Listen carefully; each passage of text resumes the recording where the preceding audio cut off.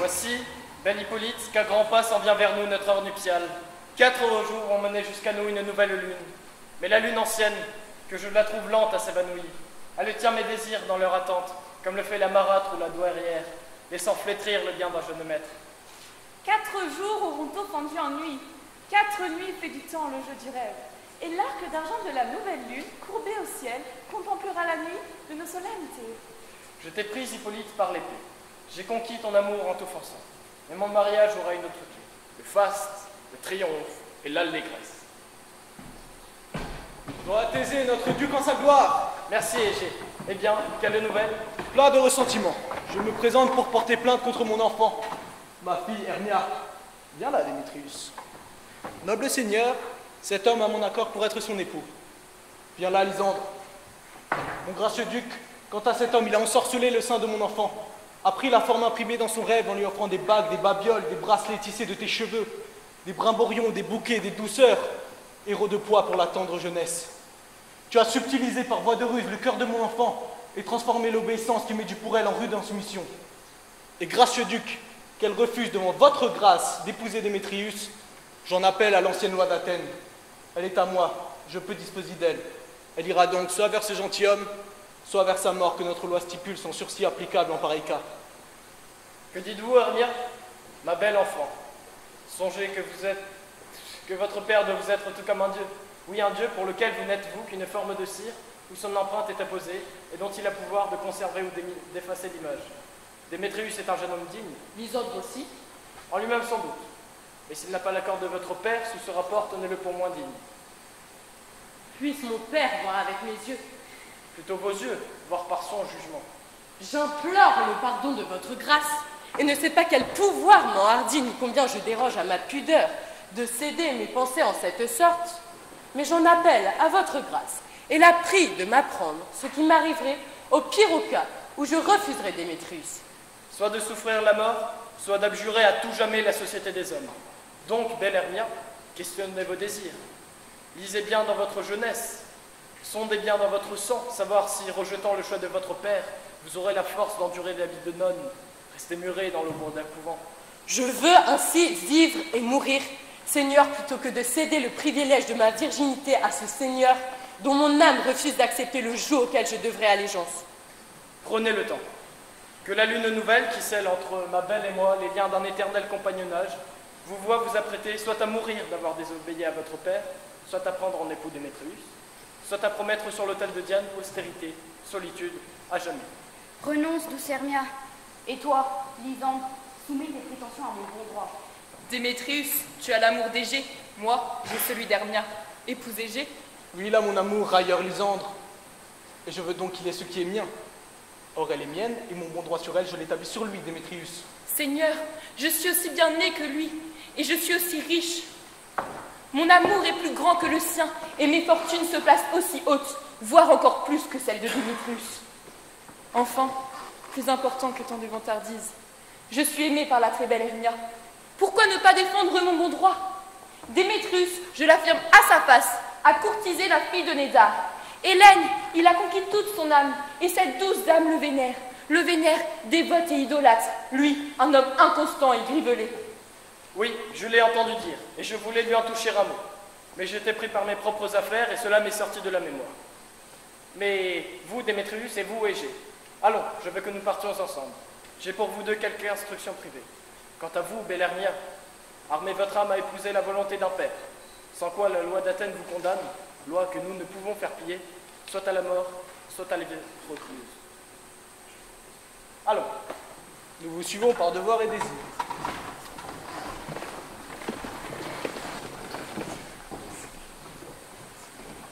Quoi, mon amour? Votre joue est si pâle, quel sort en fait sitôt faner les roses? Manque de pluie peut-être, que mes yeux pourraient dans leur tempête prodiguer. Pauvre de moi, par tout ce que j'ai lu ou entendu de légendes ou d'histoires, jamais le pur amour ne fut heureux, soit qu'il y eût différence de sang. Ô lourde croix, noble et soumis ta ville, Ou trop de discordance quant à l'âge, au mauvais sort vieux engagé à jeune, ou soumission au choix de ses aînés, ô Dieu choisir l'amour par l'œil d'un autre. ou s'il se trouve un choix de sympathie, la mort, la guerre ou la peste l'assiège, le rendent plus momentané qu'un son, plus bref que le rêve et plus vif que l'ombre. C'est donc ça la croix des vrais amants, d'être empêchés par un destin contraire? Prêchons à notre cause la patience. Cette croix est le propre de l'amour, autant que les souhaits, les pensées, les larmes, pauvre cortège de nos fantaisies. Doctrine sage. Écoute-moi, Hermia, j'ai une tante, veuve, une douairière, qui a de la fortune et pas d'enfant. Sa résidence est à 7 lieues d'Athènes et je suis pour elle comme un fils unique. Là, douce Hermia, je pourrais t'épouser et l'inflexible loi des Athéniens ne nous atteindra pas. Donc, si tu m'aimes, échappe-toi, demain, la nuit venue, toi de chez ton père et moi dans la forêt, là où je t'ai rencontré avec Hélène, fêtant le rite du matin de mai. Oui, là, je t'attendrai. Mon doux Lysandre, par l'arc le plus puissant de Cupidon, par l'or perçant de sa plus forte flèche, par les pures colombes de Vénus, et par ce qui lie les âmes toujours plus, et quand elle vit qu'Énée avait menti, et par les serments que les hommes rompirent, bien plus nombreux que les femmes n'en firent, oui, là où tu veux que je sois, je me rendrai pour te jurer ma foi. Tiens parole, mon cœur. Voici Hélène. Hélène, ma merveille, où allez-vous? Merveille, moi? Merveille, mon petit. Démétrius vous aime et ses merveilles. Vous êtes sa merveille sans pareil. Vos yeux sont les étoiles du marin. Quand votre voix vibre dans l'air serein, plus douce et au berger sa mélodie que l'alouette dans la reverdie. On se passe la peste, non la grâce. Faites-moi grâce avant que je ne passe. Passez-moi et vos yeux et votre voix, merveille. Si le monde était à moi, hormis Démétrius, vous auriez tout si je pouvais être mis en vous. Oh, dites-moi vos magies et votre art, de gouverner son cœur et ses regards. Mon regard le rabrousse, sa flamme empire. Apprenez vos regards à mes sourires. Plus je l'insulte et plus il m'aime fort. Plus je le prie, plus je me fais du tort. Plus je le hais et plus il me poursuit. Et moi, plus je l'aime et plus je suis haïe. Je n'y peux rien, Hélène, s'il est fou. Vous êtes belle. Oh, que je sois ce vous. Consolez-vous, il ne me verra plus. Lysandre et moi fuyions ces lieux perdus. Avant le jour où Lysandre me vit, Athènes me semblait un paradis. Cet amour vit par un charme pervers s'il change un paradis en un enfer. Notre secret, nous vous l'ouvrons, Hélène. Quand Phébé aura vu la nuit prochaine son front d'argent miré dans l'eau dormante, parant de perles d'eau l'herbe coupante, à l'heure noire où les amants s'enfuient, nous quitterons Athènes cette nuit. Et dans les bois ou couchés solitaires sur un tapis de pâle prime-vert, nous nous disions toutes deux, nos émois, nous nous retrouverons, Lysandre et moi, et nous irons, quittant notre patrie, vers d'autres cieux d'étranges compagnies. Adieu, Hélène, prie pour nous, que l'amour de ton Démétrius te vienne un jour. Lysandre, adieu. Jusqu'à minuit demain, nos yeux aimants devront souffrir la faim. Adieu, Hermia. Hélène, que de vous, tel vous de lui, Démétrius soit fou. Que certains plus que d'autres sont heureux. Athènes nous dit belles toutes deux. Démétrius, lui, reste sans le voir. Chacun le sait, lui ne veut rien savoir. Avant de voir Hermia, Démétrius jurait qu'il m'adorait et tant et plus. Mais quand Hermia ait senti la chaleur, ses vœux se dissipèrent en vapeur. Je vais lui rapporter qu'Hermia s'enfuit. Pour la poursuivre, il partira la nuit dans la forêt. S'il m'est reconnaissant, j'achète son merci au prix du sang. Je veux le suivre et enrichir ma peine, vivre dans son regard quoi qu'il advienne.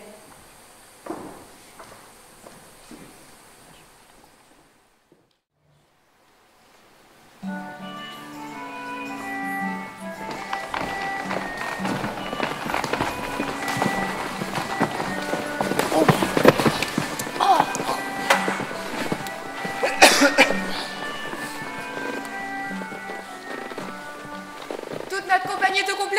Ouais. Ouais. Vous ferez mieux de les appeler en général, homme à homme, d'après la feuille écrite. Voici l'enrôlure du nom de chaque homme qui a été désigné capable sur toute la ville d'Athènes de jouer dans notre intermède devant le duc la nuit du jour de son mariage et la duchesse. D'abord, bon Pete Quint, dites ce que la pièce traite. Après quoi, lisez le nom des acteurs. Comme ça, vous iriez pile dans le but. Dame, notre pièce est La très lamentable et très cruelle mort de Pyrrha Métisbé. Une œuvre tout ce qu'il y a de bien, je vous assure. Et pas triste. Maintenant, bon Pete Quint, nommez le nom des acteurs d'après l'enroulure. Messieurs, espacez-vous. Répondez quand je vous appelle. Philpelote, Tisserand. J'y suis. Nommez le rôle que je suis et poursuivez. Vous, Philpelote, vous êtes mis en Pyrrhame. C'est quoi, Pyrrhame? Un amoureux ou un tyran? Un amoureux qui se tue lui-même, très galant par amour. Il faudra de l'alarme en abondance pour une exécution véritable de la chose. Mais si je le fais, gare les yeux de l'assistance. Je lèverai les tempêtes, je condolerai dans les grandes largeurs. N'empêche, la suite, j'ai un grand faible pour le tyran. Je pourrais jouer un Hercule rare ou un Rollebuff à tout casser. Les rocs furibonds briseront les gonds des prisons livides, et Phoebus viendra d'Orient pour rendre au néant les parcs stupides. Ça, c'était pompifiant. Maintenant, nommer le reste des acteurs. Ça, c'est la veine d'Hercule, la veine du tyran. L'amoureux, il est plus condolant. Francis Fluke, le raccommodeur de soufflet. Présent, Pipi. Vous, votre rôle sera Thisbé. C'est quel genre, Thisbé? Un chevalier errant? C'est la dame que Pyrame il doit aimer. Ah non, mais par ma parole, ne mettez pas jouer une dame, j'ai la barbe qui me pousse. Vous jouerez dans un masque et vous pourrez parler aussi pointu que vous voudrez. Si je peux me cacher ma figure, laissez-moi aussi jouer Thisbé. Je ferai une voix petite, abominable. Titi, adieu, Pyrame, mon amour chéri. C'est ta Thisbé chérie, ta dame chérie. Non, vous devez jouer Pyrame et vous flûte Thisbé. Bon, continuez. Robin Claquebec, le tailleur. Présent, Pitwin. Vous jouerez le père de Thisbé. Tom Boulogne, le rétameur. Présent, Vous, la mère de Pyrame. Moi, le père de Pyrame. Vriette, le menuisier. Vous, votre part, c'est celle du lion. Et voilà, j'espère une pièce bien montée. La part du lion, est-ce que vous l'avez par écrit, s'il vous plaît? Parce que si vous voulez, je vous en prie, donnez-la moi, parce que je suis lent à l'écrit. Vous pouvez la faire de chic, il y a juste à rugir. Si je peux jouer le lion, laissez-moi aussi. Je rugirai au point que le cœur de ceux qui m'entendront en bondira de joie. Je rugirai au point que le duc dira « Oh, qu'ils rugissent encore! Oh, qu'ils rugissent encore !» Et si vous le ferez trop terriblement, vous effrayerez la duchesse et ses dames. Et ça suffira pour nous faire pendre tous. Ça nous fera pendre, oui, tous tant qu'on est. Je vous assure, mes amis, que si d'effroi vous culbutez les dames, elles n'auront d'autre arbitrage que de nous pendre. Mais moi, j'aggraverai si bien ma voix que je vous rugirai tendre, pique une colombe on ça. Je vous rugirai comme si je serais un rossignol. Vous ne pouvez jouer d'autre rôle que Pyrame. Car Pyrame est un homme gracieux de figure, le plus bel homme qu'on puisse voir marcher sous le soleil d'été. Un homme bien aimable, bien gentilhomme. Et donc c'est vous qui devez jouer Pyrame. Bon, je vais l'entreprendre. Mais bon, messieurs, voilà vos rôles. Et j'ordonne, je désire, je supplie que vous les sachiez pour demain soir. Nous nous retrouverons dans les bois du palais, à 1 lieue de la ville. C'est là que nous répéterons. Car si nous nous retrouvions en ville, nous aurons toute une compagnie à nous suivre et nos plans seraient éventrés. Pendant ce temps, je vais faire la liste des accessoires qu'il nous faut. Je vous en prie, ne me faites pas faux.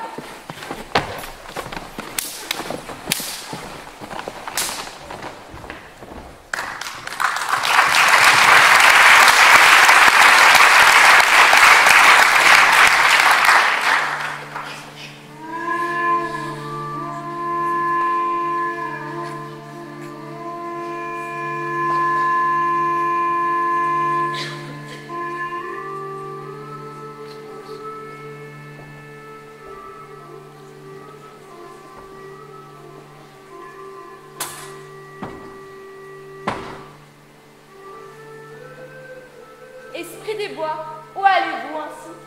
sur les hauteurs, sur les vallons, par les taillis, par les bruyères, sur les jardins, sur les buissons, par l'eau qui court, par le feu clair, j'erre un touillot, vive à la brume, plus leste qu'un rayon de lune, pour servir la reine des fées, j'orne ces cercles de rosée. Adieu, esprit Lousteau, je dois partir, la reine et ses elfes vont venir. Le roi, ce soir, vient se jouir en ces lieux. Ta reine ferait mieux de fuir ses yeux, car Robéron en rage et est en fureur qu'elle ait choisi pour page serviteur un Changelin, fils d'un roi du Bengale, qui lui paraît d'un charme sans égal. Le jaloux Obéron voudrait ce page courant les bois sauvages, mais elle, retenant l'enfant qu'elle aime, le noie de fleurs, en fait sa joie suprême.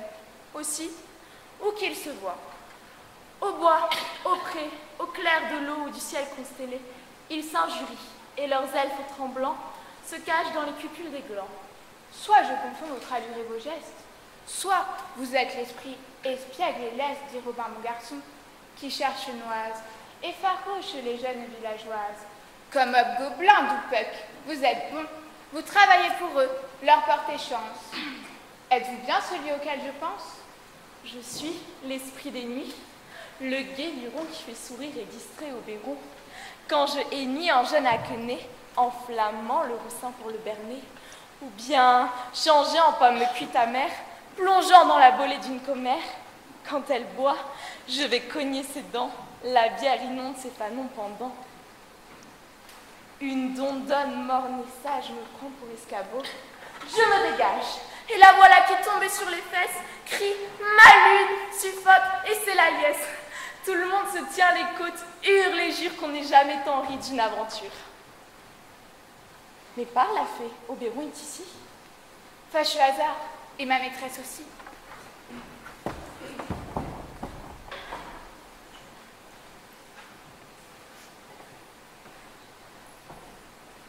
La malvenue au clair de lune, fière Titania. Oberon le jaloux. Les fées, fions d'ici. J'ai abjuré dorénavant son lit et son commerce. Reste effronté. Suis-je ou non ton seigneur? Et moi, ta dame alors? Que fais-tu là venant du fond de l'Inde? Mais c'est bien sûr. Votre amante guerrière se marie avec Thésée et vous venez apporter à leur lit joie et prospérité. N'as-tu point honte d'écorner ainsi mon crédit auprès d'Hippolyte, alors que moi, je sais ton amour pour Thésée? C'est fort joli de vos jalousies. Depuis le temps du solstice d'été, en 1000 endroits n'avons-nous pu nous voir.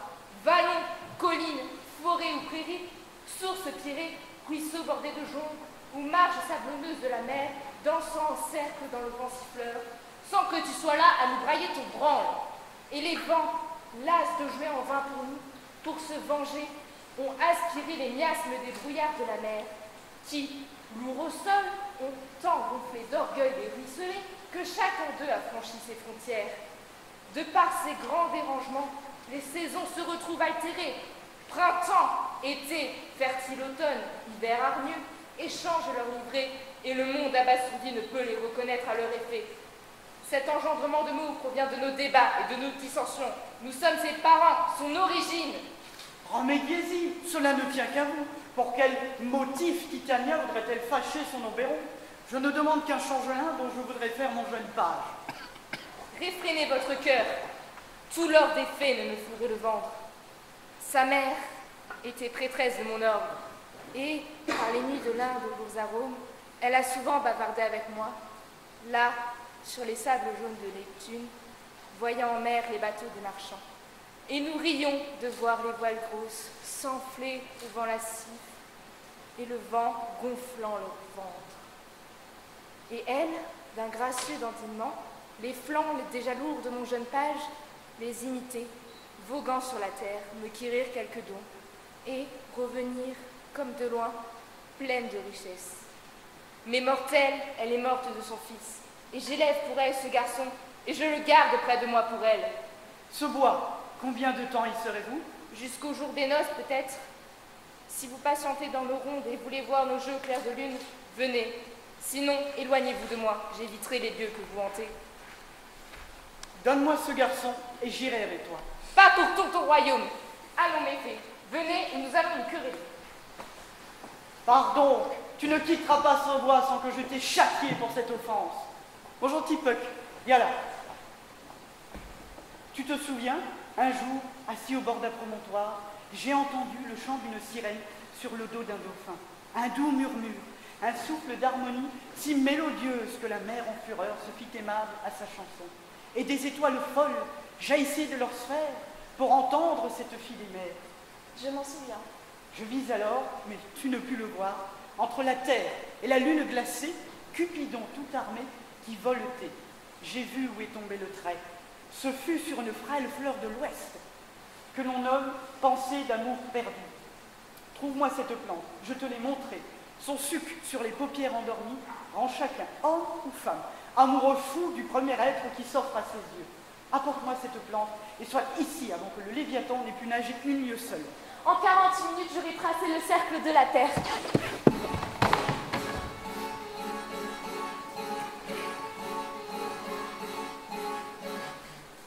Avec ce suc, j'attends que Titania s'endorme. J'en instille dans ses yeux. À son réveil, l'objet qui s'offrira à ses regards, lion, ours, taureau, loup gris, singe affairé, macaque, fureteur, elle y verra l'amour en tant que tel. Et je n'ôterai ce charme de sa vue, je peux le faire avec une autre plante, que lorsqu'elle m'aura livré son page. Mais qui vient là? Nous sommes invisibles et nous allons surprendre leur débat. Mais je ne t'aime pas, je ne suis plus. Ah, où est Lisande? Hermia, la merveille, je me tue. Et lui, je veux le tuer. Ah. Tu m'avais dit qu'ils avaient fui dans ce bois, et moi je suis aux abois dans ce bois de ne pas voir Hermia, mon adoré. Va-t'en d'ici et cesse de me suivre. Vous m'attirez, cœur dur, adamantin, mais vous n'attirez pas que du fer. Mon cœur est plus franc que l'acier. Vous n'attirez plus, je n'aurai plus le pouvoir de vous suivre. Vous ai-je encouragé? Dit des merveilles? Bien encore, la vérité la plus flagrante. Je ne peux pas vous dire je vous aime. Et moi, je vous aime davantage. Je suis votre épagnole, Démétrius. Vous me frappez, et moi je vous caresse. Usez de moi comme un épagnol. Méprisez-moi, battez-moi, perdez-moi. Mais laissez-moi vous suivre, moi, indigne. Quel rang plus bas prierai-je en votre amour? Pourtant, pour moi, un rang de haut respect. Ah, n'accusez pas ma haine contre mesure. Je suis malade rien que de te voir. Et moi, ne pas vous voir me rend malade. Vous exposez par trop votre pudeur à sortir de la ville et vous livrer aux mains de qui n'a pas d'amour pour vous. À vous confier au hasard de la nuit et aux mauvais conseils d'un lieu désert. Vierge, avec votre honneur pour patrimoine. Votre vertu est ce qui me protège. Je vous regarde et la nuit se dissipe et je ne ressens plus la nuit autour. Ce beau ici pour moi contient des mondes et je vous tiens, vous, pour le monde entier. Ainsi donc, qui pourrait me dire seul si j'ai le monde entier qui me regarde? Ah, trêve de mots! Laisse-moi m'en aller! Oh, si tu veux me suivre, sois-en sûr, je te ferai outrage dans ce bois!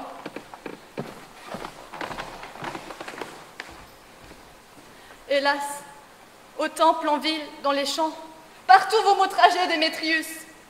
Vos torts jettent l'opprobre sur mon sexe. Nous, femmes, ne pouvons forcer l'amour. Notre seul droit est de subir la cour. Mais mon enfer sera mon empiré. Si ma mort vient de vous, mon adoré.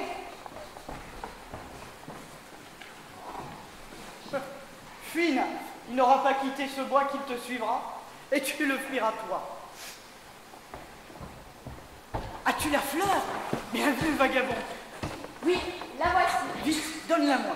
Je sais un creux brodé de thym sauvage, de primes verts, de violettes sages, où Titania s'y repose un temps la nuit, bercée par douces danses et déduits. Je verserai ce sucre sur ses paupières pour l'envahir de fantaisies grossières. Prends-en un peu et cherche dans ces bois une Athénienne dont la pure foi est repoussée par un jeune arrogant.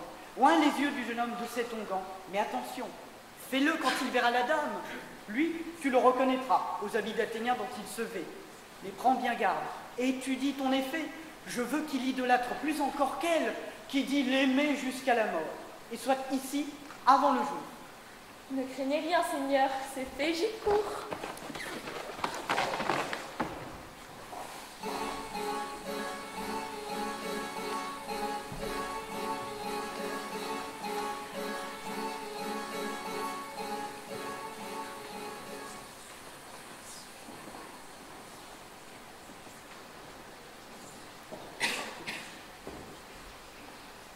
Là, une ronde, une chanson de fée, puis vous irez, le tiers d'une minute, les unes chasser les vers dans les boutons de la rose musquée, les autres chasser des chauves-souris pour faire de leurs ailes depuis des côtes d'elfes, et d'autres encore éloigner les hiboux, ululeurs éberlués par la nuit bleue de nos ébaloutins.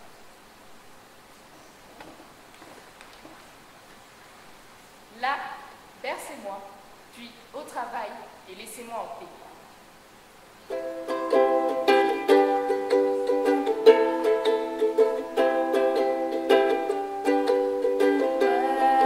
Wise men say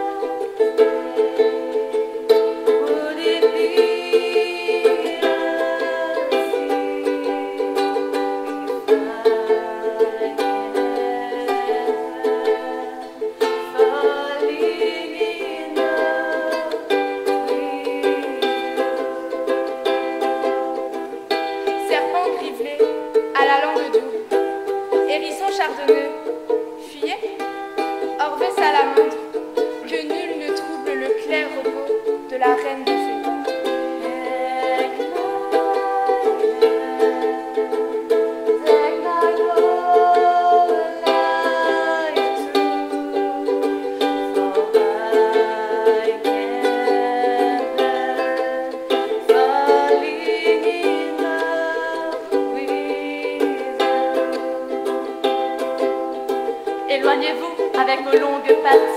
Araignées fileuses velues, n'approchez pas. Noir scarabée ou blatte, vert escargot, n'approchez plus.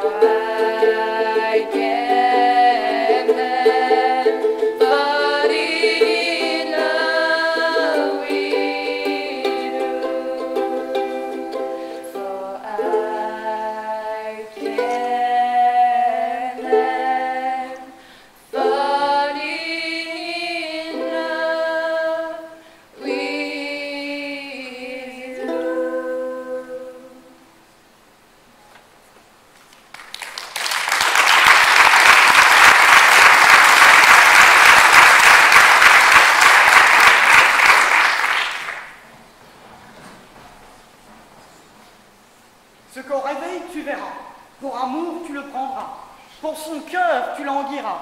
Lynx ou chat, ours, léopard, sanglier velu, fouillard, le premier sous ton regard, haineux qui t'égare, tombe sur un lit de puard.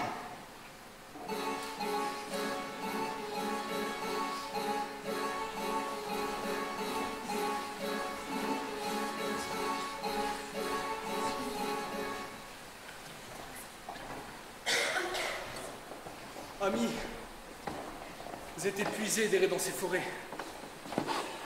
Et j'ai perdu la route. Repose-nous, Hermia, si vous voulez. C'est bien.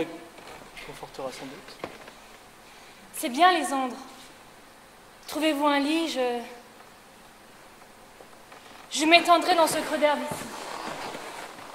Qu'un seul gazon nous serve d'oreiller. Un cœur, un lit, pour deux amis liés. Non, cher Lysandre, pour l'amour de moi, dormez plus loin encore pour cette fois. Ma douce, comprenez mon innocence. Dans le débat d'amour, amour fait sens. Mon cœur est si profond tissé au vôtre que nos deux cœurs sont un seul l'un pour l'autre. Un serment, deux âmes enchaînées, donc deux âmes qui se sont données. Partageons un seul lit d'un cœur aimant, puisque ceux qui nous lient en moi ne ment. Lysandre joue des mots bien joliment. Maudit sont mes façons et mon honneur, si je dis que Lysandre est un menteur. Mes doux amis, par notre amour pour toi, pudeur le veut, couchez-vous loin de moi. Cette distance mise est plus que belle, du damoiseau jusqu'à la demoiselle. Restez donc loin. Dors bien, mon doux ami. Ton doux amour dure toute ta vie. Bénie soit ta prière de beauté, que ma vie cesse avec ma loyauté. Voici mon lit. Dors d'un repos profond. Ton vœu revienne aux lèvres qui le font.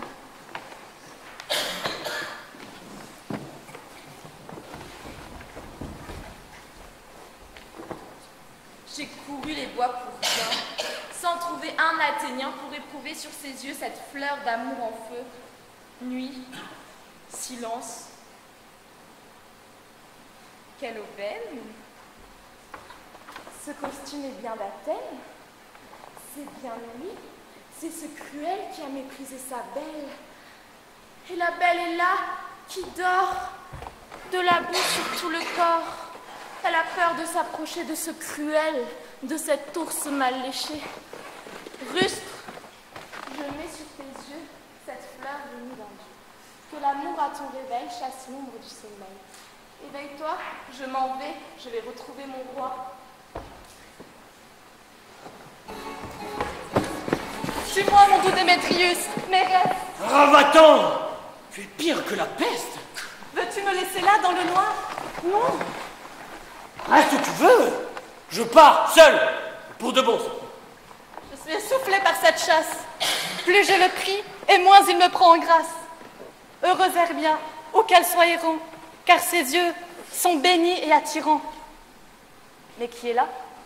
Lysandre? Ici, gisant, mort, endormi. Je ne vois pas de sang. Si vous vivez, Lysandre, ouvrez les yeux.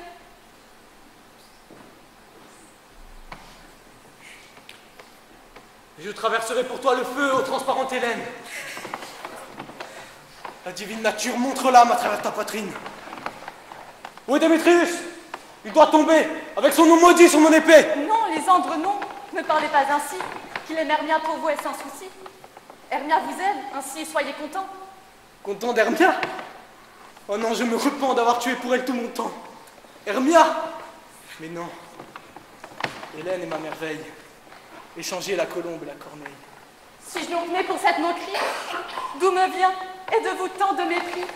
Jeune homme, n'ai-je assez souffert de ne jamais avoir pu faire que mon Démétrius me voie sans haine, si vous narguez ma faillite et ma peine? Grand tort me faites-vous, bien vrai, grand tort, par cette cour et ce dédain retors. Mais soit, adieu. Pourtant, je le confesse, je vous croyais seigneur de vraie noblesse, qu'une dame qu'un homme a rejetée soit pour cela un autre insulté. Partissant va Hermia. Va Hermia, dors, Lysandre désormais fuira ton corps. Et toi, ma vie, force et amour liés, honore Hélène et sois son chevalier. Lysandre! Allez! Enlève ce serpent sur ma poitrine! Il est vicieux, enfant! Pauvre de moi! Ce rêve quel effroi! J'en frissonne de peur. Lysandre voit, moi, ce serpent, il me mangeait le cœur. Et vous riez de ce festin d'horreur. Lysandre? Quoi? Seigneur, Lysandre enfuit. Il n'entend pas? Plus un mot, plus un bruit. Hélas, où êtes-vous? Parlez, amour, parlez! Je meurs de peur. Mais il est sourd. Répondez. Rien? Non. Vous m'avez perdu. Je meurs si je ne vous retrouve plus.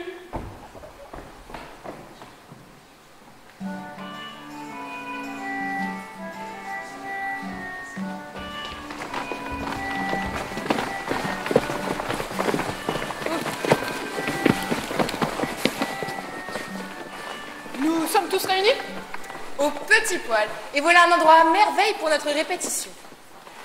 Ce parterre bien vert, il va nous faire une scène. Ce buisson, une coulisse. Et on va tout mettre en action comme on fera devant le duc. Pete Queens, Quoi donc, pétule en pelote? il y a des choses dans cette comédie de Pyramétis B qui ne plairont jamais.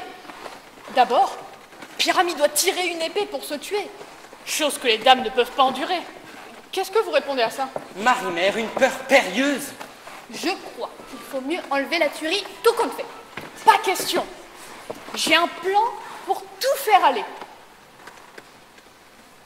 Écrivez-moi un prologue. Et que le prologue, il ait l'air de dire comme ça qu'on ne fera pas de mal avec nos épées. Et que Pyrame, il n'est pas mort pour de vrai. Et pour les ravigorer encore plus, dites-leur que moi, Pyrame, je ne suis pas Pyrame, mais Pelote le tisserand. Ça leur ôtera la peur. Bon, on aura un prologue comme ça. Et il serait écrit en 8-6. Non, mettez-en 2 de mieux, qu'on l'écrive en 8-8. Et les dames, elles ne vont pas avoir peur du lion? J'ai bien peur que si, ma parole. Messieurs, vous devriez considérer la chose en vous-même. Faire venir, Dieu nous préserve, un lion parmi des dames. C'est une chose des plus terrifiantes. Car à poil ou à plume, il n'y a pas des chiassiers plus terrifiants qu'un lion sur pattes. Il faut qu'on y regarde à 2 fois. Alors, il faudrait qu'un autre prologue dise que ce n'est pas un lion. Non, la moitié de sa figure doit se voir derrière le cou du lion. Et lui, il doit parler du derrière et dire comme ça, ou quelque chose du même acabit. Mesdames, ou mes belles dames, je voudrais vous prier, ou je voudrais vous supplier, ou je voudrais vous implorer de ne pas avoir peur, de ne pas trembler ma vie pour la vôtre. Si vous pensez que je viens ici en tant que lion, je ne donne pas cher de ma peau. Mais non, je ne suis rien de pareil. Je suis un homme, comme tout le monde. Et là, alors, vous le faites se nommer par son nom et dire tout net qu'il est Vriette, le menuisier. Bon, on fera comme ça. Mais il y a 2 choses difficiles. C'est-à-dire, d'abord, faire venir la lune dans la salle. Parce que, vous savez bien, c'est au clair de lune que Pyram et Thisbé se rencontrent. Et la lune, elle brille le soir qu'on joue notre pièce? Un calendrier. Regardez dans l'almanach. Trouvez-moi le clair de lune. Trouvez-moi le clair de lune. Oui, elle brille cette nuit-là. Eh bien, alors, vous pourrez laisser ouvert un vantau de la fenêtre de la grande salle où on joue. Eh bien, alors, la lune pourra briller par ce vantau. Oui. Ou alors, quelqu'un pourra venir défigurer ou présentifier la personne du clair de lune. Deuxième chose, il faudra faire venir un mur dans la grande salle, parce que, à ce que dit l'histoire, c'est par la fin d'un mur que Pyram et Thisbé se parlent. Vous ne pourrez jamais faire venir un mur. Qu'est-ce que vous répondez à cela, Pelote? À moins que l'un ou l'autre présentifie le mur. Qu'il ait un peu de plâtre, ou du torchis, ou du crépi sur lui pour signifier mur. Et qu'il ouvre ses doigts comme ça. Et c'est par cette fissure que Pyram et Thisbé, ils murmureront. Bien. Asseyez-vous tous tant que vous êtes. Répétez vos rôles. Pyram, vous commencez. Quand vous aurez dit tout votre discours, vous entrerez dans ce fourré. Et ainsi de suite, chacun son tour, selon sa réponse. Mais quel gros rustre en gros chambre braille donc près du berceau de la reine des fées? Ah, du théâtre! Faisons le spectateur. L'acteur aussi peut-être à l'occasion. Parlez, Pyram, Thisbé, avancez-vous. Thisbé, des fleurs, l'odieux embaumement. Mais, dans ton souffle, Odorant, dorant. Thisbé, des fleurs, l'odorant, baumement. Mais dans ton souffle, ami Thisbé d'amour. Mes voix, des voix, reste ici un moment. Dans peu de temps, je serai de retour. Le plus étrange Pyram jamais joué ici. C'est maintenant que je parle? Dame, oui, vous devez parler, parce que vous devez comprendre que là, il est parti voir un bruit qu'il a entendu et qu'il est pour revenir. Et radieux Pyram, au teint plus blanc que suif, plus rouge que la rose au buisson triomphal, beau Juvénal barbu, et non moins joli juif. Plus vrai que le plus vrai, quoique très fort cheval, retrouvons-nous, Pyram, au tombeau de Minus. Au tombeau de Ninus, l'ami. Mais vous ne devez pas dire ça maintenant. Vous dites tout votre rôle d'un coup, réplique et tout. Pyram, entrez, votre réplique est passée. Vous êtes rendu à quoique très fort cheval. Oh, plus vrai que le plus vrai, quoique très fort cheval. Si j'étais beau, Thisbé, je serais tout à toi. Oh, le monstre. Oh, l'étrange. Crions, messieurs. Fuyons, messieurs, nous sommes hantés. Je m'en étouffe de rire. Je vous suivrai, vous prendrai dans ma ronde, à travers bois, buissons, bruyères. Vous me verrez cheval ou porc immonde, flamme claire aussi, hennissant, aboyant, brûlant, chien, cheval, porc, ours, feu, toujours chargeant. Pourquoi est-ce qu'il décampe? C'est une entourloupe pour me faire peur. Oh, Pelote, tu es changé. Qu'est-ce que je vois là sur toi? Ce que vous voyez une tête d'âne qui est votre tête à vous, pas vrai? Jarny, Pelote, Jarny, tu es muet.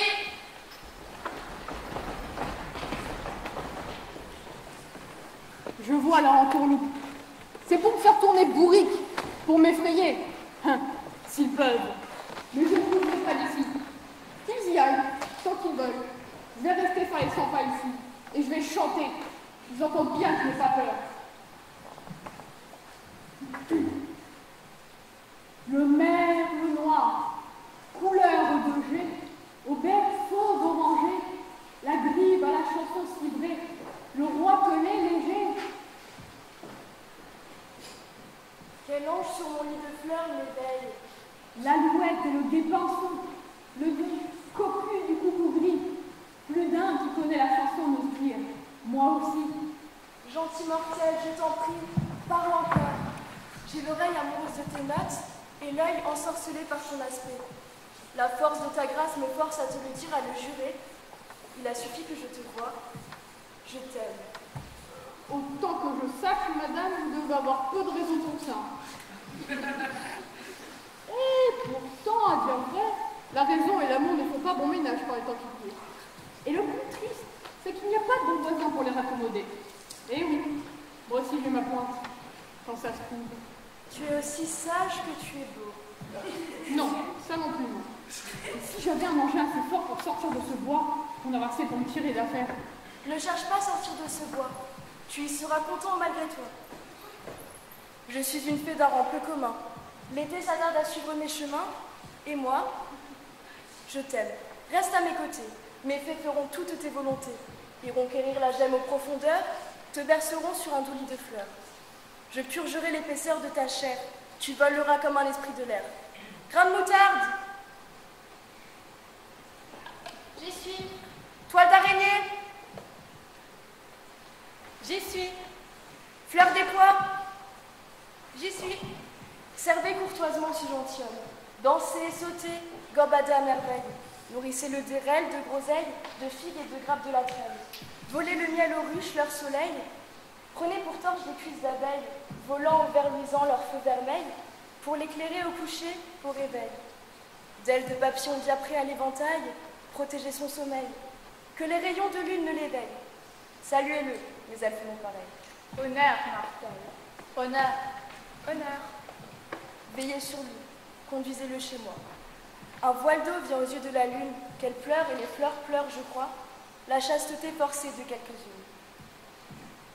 Bâillonnez mon aimé, qu'il soit sans voix.